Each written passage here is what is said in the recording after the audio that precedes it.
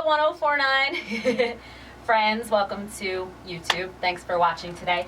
I'm Heather DeLuca, and I am here in the SoJO 104.9 studio. I'm very excited to meet for the very first time. This is James T.W. Hello, everyone. James Taylor Watts. He's a new artist, and we want to get to know you, and we want to help our audience get to know you as well. So, hi, can you see me? Okay, good. Okay, so James Taylor Watts. James T.W. British singer-songwriter. Yes, yes. And 18 years old. I know. Yeah, you can. Some blanks I know you can. So where were you born? I was born in London, in Brent, which is right next to Wembley Stadium. Wow. Yeah. So wait, so growing up as a kid, could you just stand outside the stadium and were you close enough to I think hear? we did. I think we So did. cool. That's kind of cool. We got free concerts and stuff. But when I was about 3, we moved to the countryside. So I've been living with like castles and sheep and things, which get a bit boring after 15 years.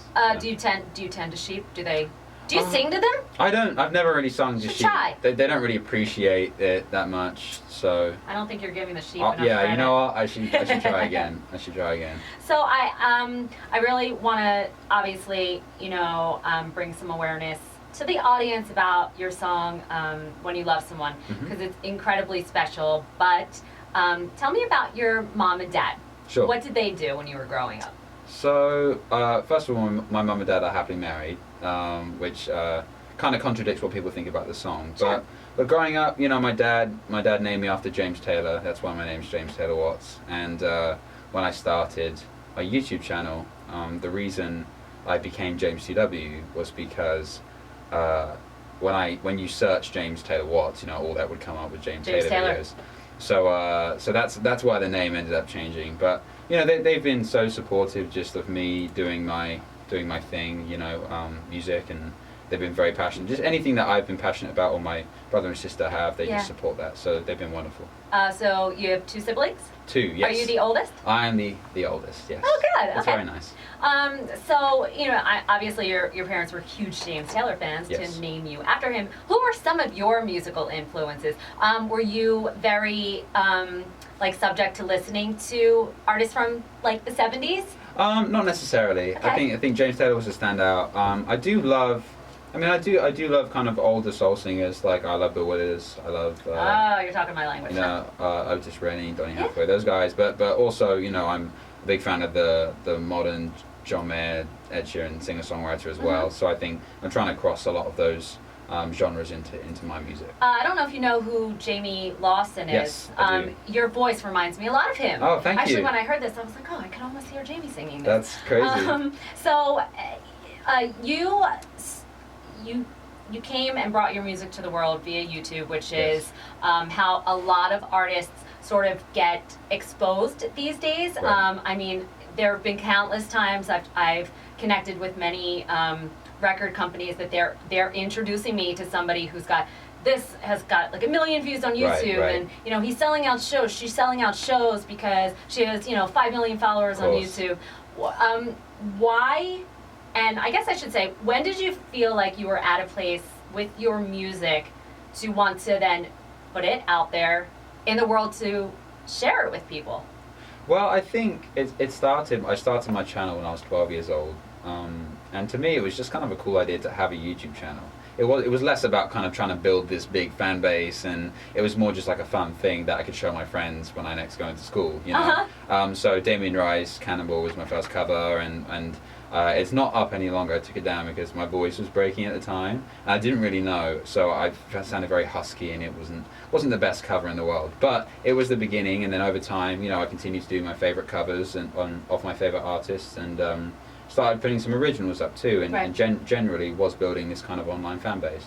And that's how I got discovered by my manager, and then Shawn Mendes found me through YouTube. So it's been a really important platform for me. What has it been like for you? Because Shawn was discovered in much the same way. Right. And I don't want to call him seasoned, but by this point he's traveled the world, toured the world.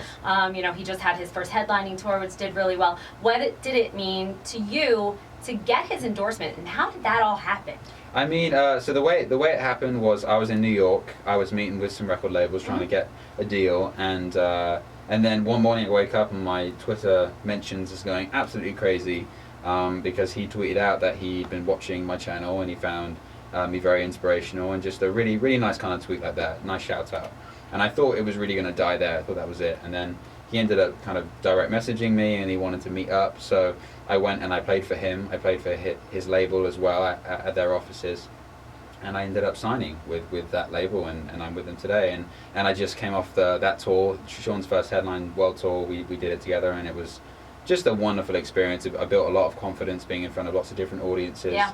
And he's been just a wonderful champion. He seems like he has fans that are, because of the way they found him, they seem very open to getting to know other, definitely, like, YouTubers. Right. I mean, they are so wonderful in a support act, for a support act, because they do their homework. Like that, sometimes when people go to a show and there's a support act, you don't know who they are, you haven't really listened to their music, but they do. They really get deep into the EPs and my YouTube videos, so they knew the words, they knew the words to my songs.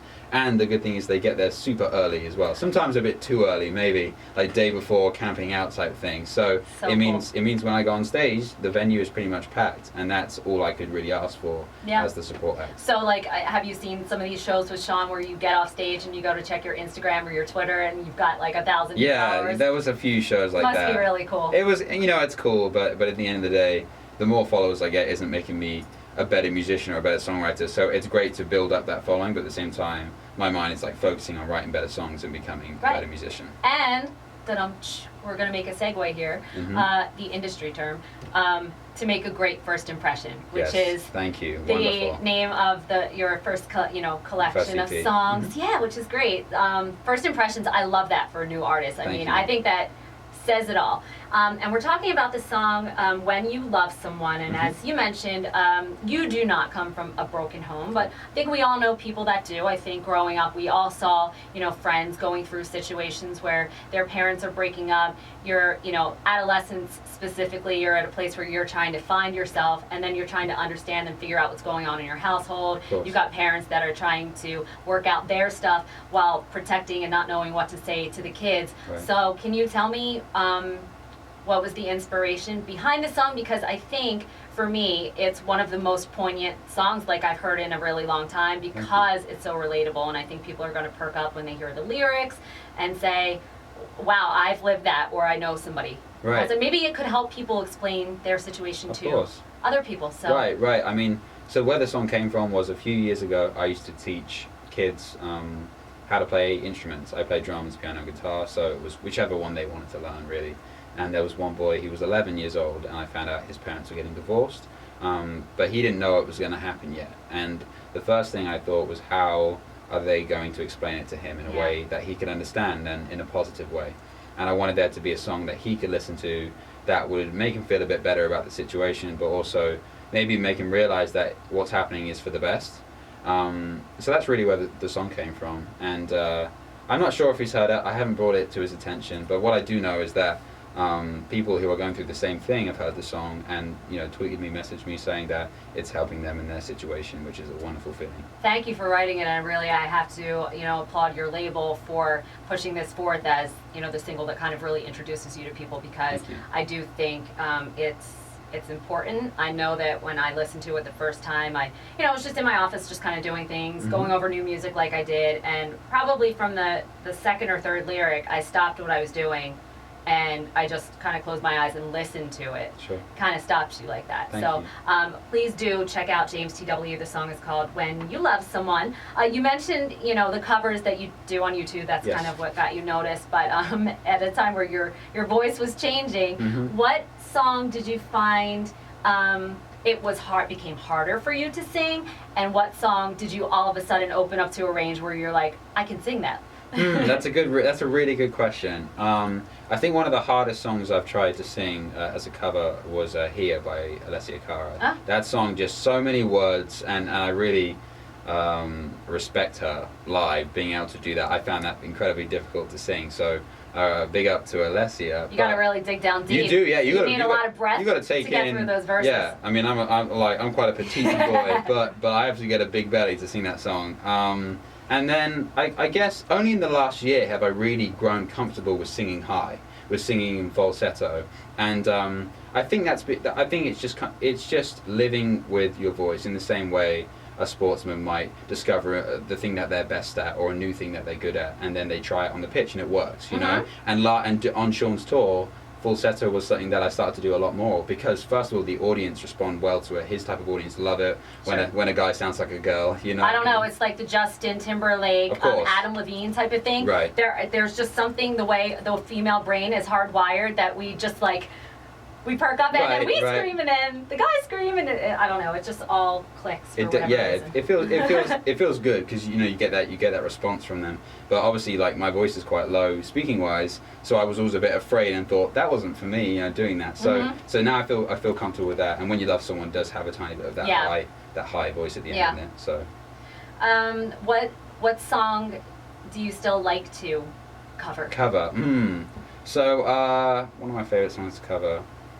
We were just talking about him in the car actually, but I did a Paolo Nutini cover of Last Request. Wow. In France about a year ago. That probably went over really well. Just all love playing that song. He's very wonderful. Cool. What's some of the best advice someone like Sean has given you now that you're kind of out there building your own audience? I think whilst being on tour, I grew, like I was saying, I grew a lot of confidence live, and I think one of the things that he taught me was I was always afraid to tell the audience what to do. Like, if I wanted them to stand up because they were sitting down, I wouldn't really want to say, like, hey, stand up, because I don't want to sound mean or, like, rude.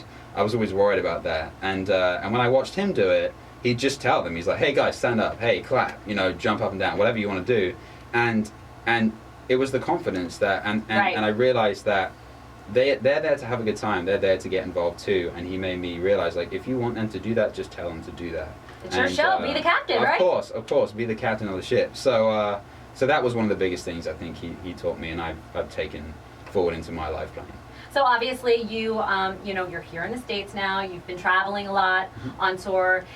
Coming to visit stations like SoJO. Of course. How are you occupying yourself when you're traveling from place to place? Are you jotting down lyrics on your phone? Are you thinking of songs? Are you binge watching like Walking Dead? Like, what are you doing with yourself? I just flew from LA yesterday, and I wrote my first plane song. I've never written a song on a plane before, so yesterday was the first day I've done that. But I kind of, like, when I get really bored, I'll just go through my phone and find those really old apps I used to love as a kid. So, like, Temple Run. I'm playing a lot of Temple Run now. I've always wanted to be a series guy. Like, I was always so jealous when all my friends go to school and be like, oh, did you see the episode last night? And I didn't, because I'm just not into it. So I'm trying to get into The Office, even though it's been on for a while. So Ashley, who's in the corner filming here, The Office is her all-time favorite TV show. There we go. I think she thinks she's in it. Nice. She went to Scranton University. Okay, I can see you in it. I can see you in it. She totally looks like she fits in. So you should keep up with that, right, Ash? Oh yeah. Yeah. Yes, Right. I think I'm on series 2 or 3 now. So making my way slowly. Wait, are you watching the British Ricky Gervais version or the American version? No, I'm only, like, Steve Carell is like my favorite actor, so I'm all for the US version. What's so funny is that I read a survey today that from Hulu that says 24% of people lie to their friends about the TV shows they watch. Like, really? Why would you do? I'm like, yeah, I saw that episode of Walking Dead last night. But then when they quiz you on it, you have no idea. I'm like, I dozed off on that part. Yeah, fell asleep or something. Oh dear. Well, thank you for coming to visit us Real today. pleasure. Thank you for having James TW, check out When You Love Someone. What is your website?